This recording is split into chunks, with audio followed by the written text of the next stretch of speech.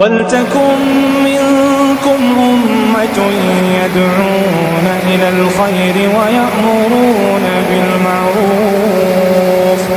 وَيَأْمُرُونَ بِالْمَعْرُوفِ وَيَنْهَوْنَ عَنِ الْمُنكَرِ وَأُولَٰئِكَ هُمُ الْمُفْلِحُونَ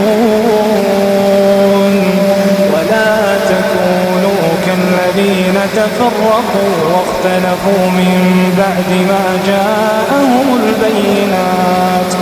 وَأُولَٰئِكَ لَهُمْ عَذَابٌ عَظِيمٌ